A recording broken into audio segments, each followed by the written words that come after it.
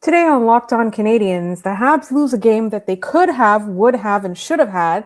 But the real story is, do we trust this power play and do we trust Samuel Montembeault?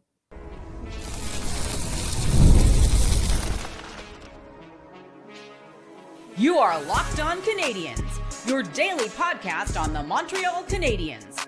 Part of the Locked On Podcast Network, your team every day.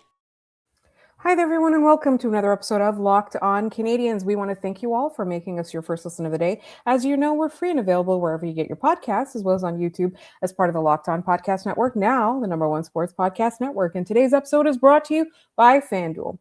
The NFL playoffs are here, and FanDuel is officially in playoff mode. So visit FanDuel, an official sportsbook partner of the NFL, and grab your profit boost pack every NFL playoff game day. My name is Laura Saba, also known as The Active Stick, and I'm joined, as always, by my wonderful co-host, Ian Boisvert, and we're going to talk today about that loss to the Caps, and then later on, we're going to talk about how we need to put this power play in jail, and it needs to earn its way out, and finally, we're going to check in on Samuel Montembeault after 4 games since his Laval stint and see where we stand with him. Ian, are you ready to dissect this game? I am. Let's get into it. All right. The Habs could have won that game. The Habs should have won that game, but they didn't. Yeah, I think, if you head to Money Puck and you look at the deserve to win-o-meter, I think you're getting a snapshot of what the game ended up as, which is, if you look at it, it's going to say Washington deserved to win 90% of the time. Almost all of Washington's offensive looks came from the couple minutes into the third period through overtime. So I don't put a ton of stock into that. Obviously, the Canadiens were gassed. They're running on empty. For me, this game boils down to special teams. Yes, we're going to talk about the power play. I've started to look at games with Montreal in the idea of moments. There are moments that make a difference, and they are moments that they have time to think about and prepare for. Right. So the one of the first moments I have is towards the end of the second period, where they go on a power play with 2:29 left, with a chance to go up 3-0. They then are about to get a 5-on-3, and they decide to not just give Washington the puck and take as much time as on the 5-on-3 as possible. Now, I know that there are a lot of, dare I say, people of a different generation who say, no, you stick out you stick with the 6-on-4. That's how you create offense in that situation. And I just disagree with you. I disagree with that. The Canadiens should have looked and seen that the period was ending soon and just handed Washington the puck and taken as much 5-on-3 time as possible. Now, hindsight, we know that wouldn't have done anything because the power play was bad, and we need to talk about that. It does not work at 5-on-3 either.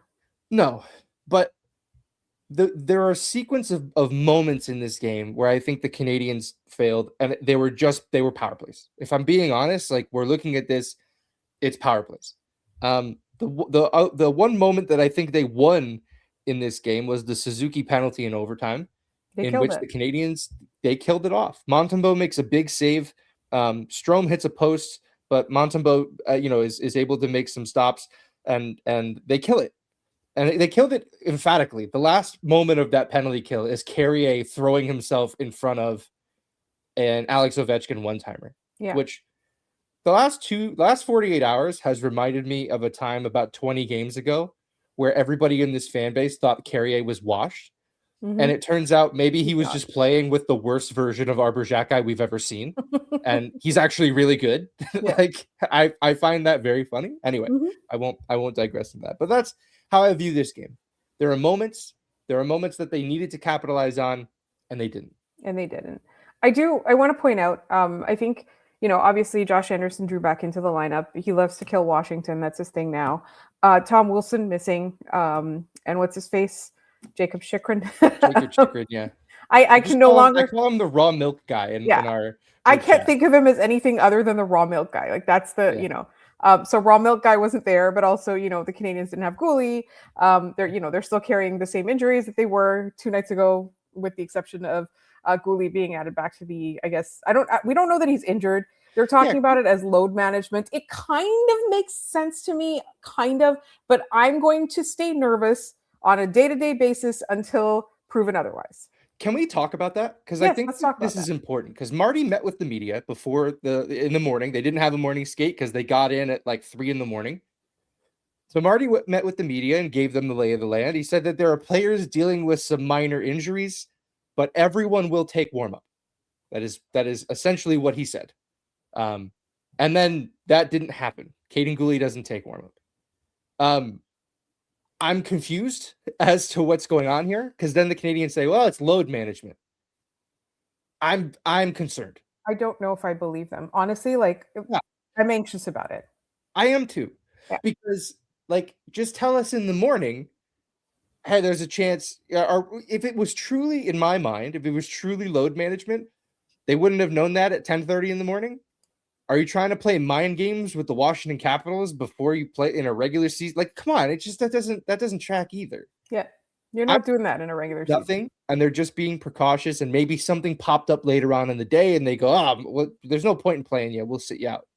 But it every time something like this happens with Kaiden Guhle, every single one of us has earned the right to be nervous about it. Because what other reality do we have with this player? This isn't a comment on him being injury prone or you can't rely on him. That's not what I'm saying. What I'm saying is that he's missed just as much as he has played. Yeah. And in these moments, we don't really have a ton of examples of good news, right? It's all like, oh, he's fine, and then actually he's out for weeks. Yes. Like that happened this year. So I understand the apprehension. I do think that this year's injury is a little bit more concerning. I feel like the last couple of years they were more like they were extremely freak injuries, right? Sure. Which is not to say this one isn't. It's just the setbacks. Like to me, like because there was that one setback, they're like, oh, 4 to 6 weeks or whatever, and then it's like, oh, actually 11 weeks. Yeah. I don't know necessarily if the Canadians would qualify that as a setback. I think what had happened was they were hoping it would just heal on its own with rehab and rest. Yeah. And then he got on the ice and they learned, that's not at all what happened. So I think that was that was an option, right? That was an outcome that they probably thought was possible, but they thought that maybe it wasn't likely. So that one I'm able to go, okay, fine.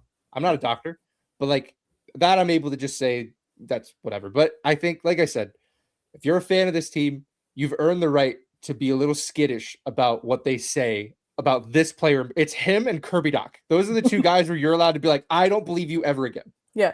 Yeah. 100%. And so we have earned the right to be nervous, and we shall stay nervous until we see him possibly against Buffalo. If everything's fine against Buffalo, then maybe maybe it really was load management. All right. Anything else we want to say about that game? Because I know we have to talk about fixing that power play. We have to talk about goaltending. Anything else you want to say about that game? Yeah, the only offense the Canadians got in this one was from their depth. It was from Anderson and Gallagher. Yeah. I love those guys. I love the bottom six on this team. You're not going to win a lot of games if those are the only guys scoring. Yeah. So I'm looking at Nick. I'm looking at Cole. I'm looking at Slav. I'm looking at Demidov. Like they did not generate enough. Now they did have a lot of chances early. It could have easily been like 4 or 5-0 midway through this game. If ifs and buts were candy and nuts, like you have to score. You have to start putting the puck in it, especially Nick and Cole. I'm starting to worry about that as a pairing because they haven't really done a ton. They picked up some points here or there, but I'm really struggling with it. Can you just say the thing about like ifs and buts again? Yeah, the thing from 1952. Yeah.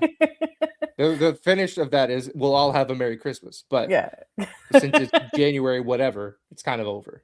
I think that I'm not going to be worried about Nick Suzuki and Cole Caulfield. I don't worry about them as a duo. They'll figure it out. It's just right now it's not working because we want to see it, right? We need to see it. And Nick took a penalty, and that's a big one.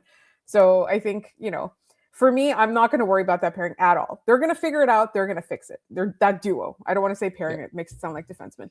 They're going to fix it. They're going to figure it out. And one way they could figure it out, actually, is on the power play. What is wrong with this power play? They need to do something about it. It is bad. It is costing them games. They can't get to the playoffs if they can't win games. And so we're going to talk about that right up next here on Locked On Canadiens. This episode is brought to you by Quo. New year, new systems. This is the time when a lot of us look at the messier parts of how we run our business and think there has to be a better way. And there is. Streamlining your communications is one of the quickest upgrades you can make. And that's why today's episode is brought to you by Quo, spelt Quo, the smarter way to run your business communications. Because when your team is reachable, organized, and communicating in one place, you're not just working cleaner, you're creating more opportunities to connect with customers. I love how simple Quo makes everything. Your whole team can call and text from one shared business number, so nothing will get missed. Everyone sees the full conversation thread, which makes replies faster and more personal. It works right from your phone or computer, and you can even keep your existing number. And Quo's smart AI tools automatically log calls, summarize conversations, and highlight next steps, so details never slip through the cracks. It's no surprise that Quo is the #1 rated business phone system on G2, trusted by more than 90,000 businesses, from solo operators to growing teams. Make this the year where no opportunity and no customer slips away. Try Quo for free, plus get 20% off your first 6 months when you go to quo.com/lockedonnhl. That's quo.com/lockedonnhl. Quo. No missed calls, no missed customers.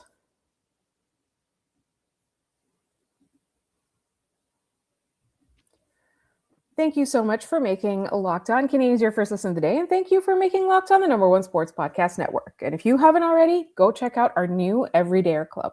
You'll get access to an ad-free audio feed for Locked On Canadiens, compatible with Apple Podcasts, Spotify, and every other major podcast app. You'll also get an invite to our members-only Locked On Everydayer Club Discord server, which includes a group chat just for listeners of this show. There's also an NHL-wide one. So go to lockedoncanadiens.supercast.com or tap the link in the show notes to learn more. All right, let's talk about this infernal power play. We sometimes complain about the Canadiens not getting the calls, but let's be honest, when they get the calls, what are they doing with them? Yeah, decline and take the yardage. Right? Isn't that what you're supposed to? No. We talked about it yesterday with the Vancouver game. I talk about moments. That was a moment, right, where they take the ice, their first power play, in a first period where they were down 1-0, and they needed to tie that game up because they outplayed Vancouver. To go in to the intermission tied would have been kind of disappointing. Yes. And they send out Noah Dobson, and the puck gets won to him, and he sees Slafkovsky standing in front of the net, and he just fires a puck past him and the goalie. And I think Marty thinks that that's going to work every time. And I'm willing to let Marty cook, right, and try that. He also tried Texier on that top unit instead of Demidov. Again, kind of odd, but when you consider the second unit is going to have Hudson and Demidov on it, it's less weird, right? Like, I think that's okay. The problem is that in a game like this where the Canadiens get 4 power play opportunities and they get a 5-on-3, I feel like Marty took Laine out of the game. And that is something that I think he will look back on and regret. Yeah. Because that is a player where when the chips are in the center of the table, when the game is on the line, that's the guy you want with the puck. I'm going to be completely honest. There's not another player on this team I want with the puck in moments like that. It's Lane Hudson. He's going to create something. Yes. So, absolutely. Especially on that 5-on-3, why is Cole Caulfield standing at the blue line? What good is he up there? He's not a power play quarterback. He looked incredibly uncomfortable. Like, Didn't at that point, allow the Caps to clear the puck? Was that not him? Yeah, and he misplayed a puck, and he couldn't get back to a puck that was like floating towards the blue line. But like, if you're gonna command the 5-on-3 from the blue line, which I hate, by the way. They have 3 guys on the ice, get into dangerous scoring areas. But if you're going to do that, why not have your 2 best blue line patrollers out there? I know it seems a little archaic, but put 2 defensemen out there. Put Hudson out there to just act as a rover. Mm-hmm. Just let Lane Hudson go wherever he wants and let him create something. I find that they're looking for a shot. They're looking for someone who will shoot, which is why I think they're very hungry for Patrick Laine to come back. I know people are not big fans of hearing that, but I would say get used to it. I think he's going to be plopped right onto power play 1 when he comes back. And I don't think it's going to solve that problem either. They're going to get some power play goals and it's going to be great, but it's not going to solve the fundamental problem with this power play, which we did talk about last night, is that they don't put any pressure on the penalty killers. I'm not seeing any penalty killers being tested, and that therefore the goalie is not being tested either. Yeah, there are some nights where the penalty kill is very aggressive and it's pushing up and it's not giving the Canadiens space. This Capitals penalty kill was very different. They very much just kind of allowed the Canadiens to do what they wanted. The problem was the Canadiens are constantly looking through that cross seam pass. And the Capitals are just blocking it the entire time, picking it off, going, and the Canadiens never adjusted. Just as Marty never adjusted his power play when he noticed that Dobson and Texier on Unit 1 was not getting it done on that given night. Yeah. Right? Like, I think if we're living with Marty doing that against Vancouver, we're dying with him doing it against Washington. So I feel it has to be fair to go both ways on this one. Yeah. I think what the Canadiens are doing, they're allowing the worst penalty kills in the league to figure them out. And that's never a recipe for success, right?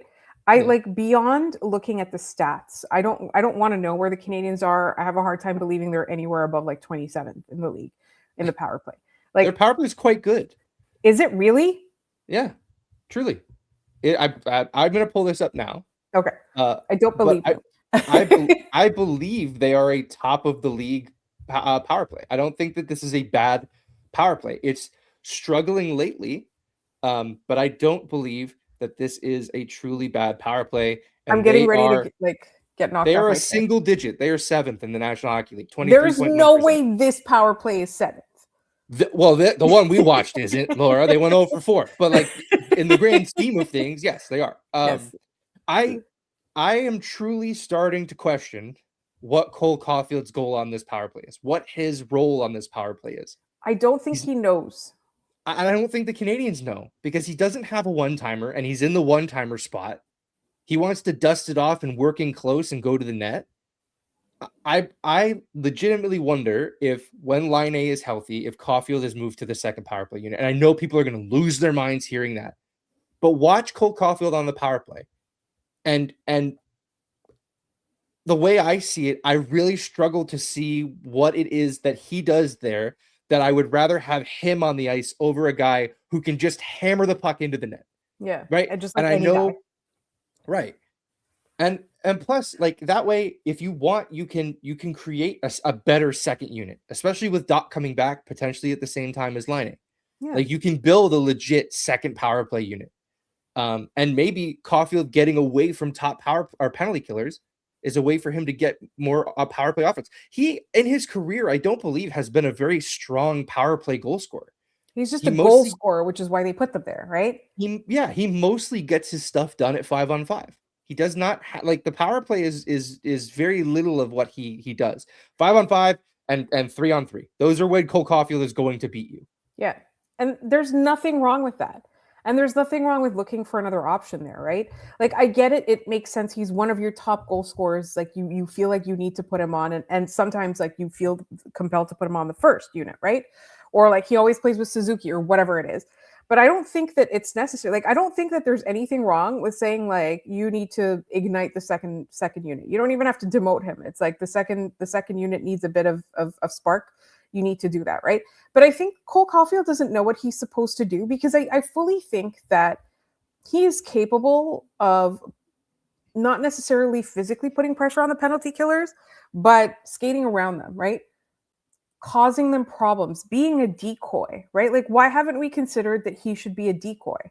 Probably because nobody sees him as a threat right now.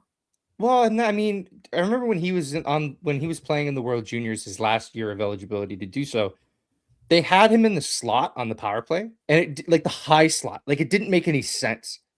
And I'm starting to wonder, like, is there just a difficulty in finding a spot for him? Because he does a lot of stuff well. He has a great wrist shot. He has great hands. He doesn't have much of a one-timer, which is fine. Like, that's not to say that it's a black mark against him. It's just when the puck gets over to that side. I mean, who on that power play unit right now? Let's say it's Hudson, Suzuki, Caulfield, Slavkovsky, Demidov. Like, the guy who's one-timing the puck the most is probably Demidov. Yeah. And is that the best use of that guy's skill? No. Like I think you need a guy. He's good at undressing guys. Right. You need a guy out there who's going to just hammer the puck into the net. And I think that is the thought process behind putting Dobson out there. And I think that's going to be the thought process that comes when Patrick Laine comes back and they put him into that top power play unit. I'm preparing our listeners for this now. I do think this is going to happen. Come to peace with it. I think it'll be fine. The discourse won't be fine. I think it's going to be great. The discourse won't be fine, but the Habs will be fine. All right. Speaking of fine, do we trust Samuel Montembeault? We're 4 out of 5 games of our Samuel Montembeault test. So we're going to revisit it up next here on Locked On Canadiens. This episode is also brought to you by Factor. New year, big goals, and somehow even less time to cook. If you're trying to eat better, but you don't want to spend hours grocery shopping or meal prepping, Factor makes it easy. These are fully prepared meals designed by dietitians and crafted by chefs so you can eat well without all the work. Factor meals are made with quality functional ingredients, lean proteins, colorful veggies, whole foods, and healthy fats. No refined sugars, no artificial sweeteners, and no refined seed oils. Just real food that fits your goals, whether it's eating healthier, managing calories, or getting more protein. Personally, for me, what I love about Factor is that I recently started working out again, and I don't get that hunger with the Factor meals, right? Like I find that it's satiating. And, one of my favorite things is there's like the variety of them, and you have over 100 rotating meals every week to choose from, including high protein, calorie smart, Mediterranean, and even GLP-1 support options. For me, it's really the high protein. Like I said, I just started working out. I really need Factor. It honestly makes sticking to your goals so much easier because the food is already done for you. Head to factormeals.com/LockedOnNHL50off and use code LockedOnNHL50off to get 50% off your first Factor box plus free breakfast for 1 year. That's factormeals.com/LockedOnNHL50off, code LockedOnNHL50off. Make healthy eating easier with Factor. All right, so I don't know how to explain Samuel Montembeault's performance tonight. So for those of you who have just started listening to the show today, I said, I don't know if Ian was in agreement with me, but I said that I needed to see 5 Samuel Montembeault performances for me to gauge whether his Laval stint was productive and whether we can trust him to be back. I thought he made some spectacular saves tonight. Yeah, and I think most importantly, he gave up 0 duds. Yes. There was not the first one. I thought at first, I was like, it's not screened. Why did that go in? But the reason it went in and it wasn't screened is I think the puck was going to miss the net by like 3 feet and then it careens off of the guy in front of the goal. So that, to me, you always give a goalie the pass on that. Like, what is he supposed to do? He anticipated correctly. Yeah, he was. Like, if you watch the play, he's not guessing. Like, he sees it. He's moving the right way. It's just the puck it takes a funny bounce. These things happen. He, I think it was 42 shots for the Capitals in this one. So 39 saves for Sam Montembeault. That's well over 900, which I think is where we're looking at where he needs to be, at least around 900. I think since his coming back, he is over 900 in all of the games that as an average across the games that he's played. Can't complain. No, I'm really starting to think that this could be the beginning of him coming back and being the Sam Montembeault that they need. And if the Canadiens can get a resurrected Sam Montembeault, I think they're feeling much better about themselves heading into the stretch run of the season. Now, he's not going to the Olympics. Do you worry that they get to the, let's say, like, he has this great comeback and they get to the Olympics and then all of a sudden he sits around for 3 weeks and they come back and we're kind of back at square one? Or is maybe I think I'm getting too far ahead of myself with that. I think we, oh my God, I don't know where that came from. I think we need to give him a little bit of the benefit of the doubt and a little bit of grace. There's only a few games left to the Olympics. I want to say there's like maybe 10 of them. It's like 3 weeks. I don't know. The schedule is so crazy, but after this 4-game week, there's 2 weeks of like normal, like Tuesday, Thursday, Saturday game. So, he's going to get some action. And then I think the regularity on this show. Like, I'm just the Monday games, the Sunday games. Like, we can't find a rhythm. I don't know how the players do it.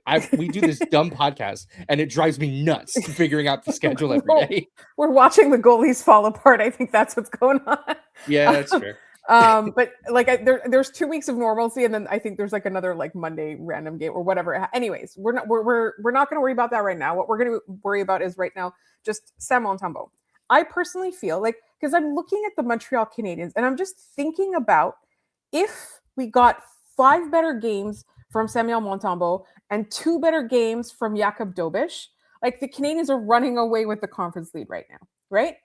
Yeah. I think that's fair. Like you look at their scoring, you look at the goal differential, and you're like, "Ooh, that's where the problem was," right? And because we know that those goalies were not great for long stretches of time. So personally, for me, like from Sam Montembeault, I'm not even looking for billions. I'm just looking at the last 4 games that he's played and the hard saves that he's made, and the like what you call like you want to give the goalie grace, right? Like I think a little bit harsher, and I think it's mostly because I don't trust them. I find that like Samuel Montembeault is well on his way back. Yeah, I think so too. I think, in this one, through the first 40 minutes, he didn't have to make a ton of big saves, but he made every save. Yeah. That overtime though. The overtime, he was spectacular. He made a bunch of saves that they needed him to make. I think, this is a game. I think in the short that I recorded for this, I said that the Canadiens squandered a Sam Montembeault game. Yeah. Right. Like this is a game that we'll look back on and we'll go, man, Montembeault was great in this game. How did they lose this one? Yeah. Obviously, we talked at length about the power play. If you want to point a finger, I think that's where that finger goes. I do worry about what comes next, because the 3 goalie system. Yeah, like so they play in Thursday in Buffalo. Buffalo's kind of cooling off right now a little bit since they were high flying. I wonder who you put into that game. Like we saw Jacob Dobish in that arena last year. He looked fantastic in that game, by the way. That was last year's Jacob Dobish. Like, can you trust him to do that again? That was also last year's Buffalo Sabres. It was. That's a great point. It was also last year's Buffalo Sabres. I kind of wonder if you go right back to Sam. Yeah. I really do. I'm at a point where now, okay, Sam, you want this net back? You need to prove that you can do this 2 games in a row. Not necessarily on back-to-back nights. They're going to travel to Buffalo. But you need to prove that you can do this again. And if he can put up admirable numbers, he doesn't even have to be as good as he was against Washington, but he has to be close. Mm-hmm. Like, I think you're well on the way of being this team starter again. And then it becomes, what do you do with the other ones? Dobish can still go down. And I was wondering about this. Like, are they not sending him down because they don't want him to get a pay cut? He gets paid the same on this contract, regardless of where he plays. Yeah. So that's not a factor in this. I think they just haven't figured out. Fowler. Yeah. I think they just haven't figured out which one they want to send down right now. Because in theory, it should be Fowler. Fowler should be backstopping that team for the rest of the season and the playoffs, right? That's where his quote unquote place is. But like at the same time, he's getting this invaluable NHL experience. So what do you do, right? Like, I think they're having a hard time deciding who should be the starting goaltender for Laval. Yeah, I think that's true. And I think the Canadiens would love for Jacob Dobish to steal this job back, to steal that backup spot. Yeah. Because that means they can send Fowler down to Laval and he can be a starting goaltender in Laval. Yeah. He's not playing enough in Montreal right now. That's, I mean, completely different players, but the same circumstances we had with Kaiden Primo, right? The same exact circumstances. They needed him to play. They wanted to figure out what they had, and they just weren't able to do it. And then they screwed around and lost Kaiden Primo. Did they lose him? They traded him, right? So they didn't lose him for they nothing. Got like a 7th rounder for him or something. Yeah. Go ahead and grab that 7. Yeah, but for me, like, I think that this, though, it highlights what a different player Jacob Fowler is to Kaiden Primo. I think it was less that the Canadiens lost Kaiden Primo and more that Kaiden Primo did not seize the opportunity. Whereas Jacob Fowler, even in the losses, looks fantastic. Like, he's still like, I've not seen a game from Jacob Fowler saying like, this guy doesn't have it. Right. Yeah. Where like you're going, it is detrimental to have him in Montreal. Yeah. Which, I mean, Kaiden Primo would have one of those a week if you let him, I completely agree with you. Like that's if you let him. If you just kept throwing him out there, he would do that to you. Yes. And the Canadiens are, I think they're pleasantly surprised, but also a little scared with how well Fowler has handled this. Yeah. I think they're approaching a position where They don't want to it's make kind the of going to make decision no soon. sense to send him down. You know? Like he's forcing them into making a decision that they were not ready to make this year. Yeah, exactly. Right? Like Like we I don't weren't know if they expecting wanted just to make it next year. yeah, it's like he's speed running his NHL career, and they're like, you weren't supposed to make it to this level yet. Like you Yeah. have a whole bunch of other stuff. You have a whole storyline in Yeah. Laval that we haven't accounted for. Exactly. Which is really funny because when they first put him in Laval at the end of last season. Anyways, I Yeah. love Jacob Fowler. I am a big fan, but I also I'm ready to say that I'm willing to trust Sam. I'm not saying I trust him. I'm saying I'm willing to trust him. But it is time for our trivia. We are at the end of this episode. We'll still talk more tomorrow. We might even just do like a whole episode on the 3 goalie system. Yeah, one goalie per segment. Yeah. And we'll just do full. No, I think that's bad. No, we won't do that. All right, let's do our trivia and head out of here. Yesterday's question was about Alex Carrier. Alex Carrier's 13th multi-point game. That was his 13th multi-point game against the Vancouver Canucks. It was his 5th with Montreal. What do all 13 of those games have in common, Laura? You know the answer to this one? They were all wins for the team he plays on. They were wins. If Alex Carrier scores more than 1 point, you will win the hockey game. I find that the Canadians are not taking advantage of this life hack. No. Just feed Alex Carrier, get him 2 points, W. You just win profit. That's how this works. Kyle Roberts had that one right. All right. Today's question, I'm very, very excited about because it is one of the crazier stat lines I can remember. It's a sicko question, just so you know. It's a bit of a sicko question. So we're talking about the power play stinking. So it got me thinking, what was the most power play opportunities that one team got in a single game without scoring on the power play? And that number is 13. It's happened 5 times in NHL history. The last time it happened was the Atlanta Thrashers. They got 13 against the Montreal Canadiens, and the Canadiens shut them out on the penalty kill. What I find funnier about that game is the Canadiens scored 2 power play goals of their own. They were the only 2 goals the Canadiens scored, so kind of adding insult to injury. But I want to know, in that game where the Canadiens gave up 13 power play opportunities and the penalty kill was perfect, which skater led the Montreal Canadiens in time on ice at the end of that game? Who was the warrior that was out there killing penalties for the Montreal Canadiens when they gave up 13 power play opportunities to the now defunct Atlanta Thrashers? If you have the answer, put it in the comments down below this video. Let us know how smart you are. We'll give you a shout out on the next episode. In the meantime, we want to thank you for tuning in today to Locked On Canadiens. Tomorrow, we don't know what we're going to talk about, but there's definitely a lot going on. Make sure that you subscribe to this podcast and follow it so you find out what we decide tomorrow, what our rundown turns out to be, and so that you get all our episodes. You can find us all over social media. We're Locked On Canadiens on Blue Sky, on TikTok, and on Instagram. And if you never miss an episode, the Everydayer Club is built for you.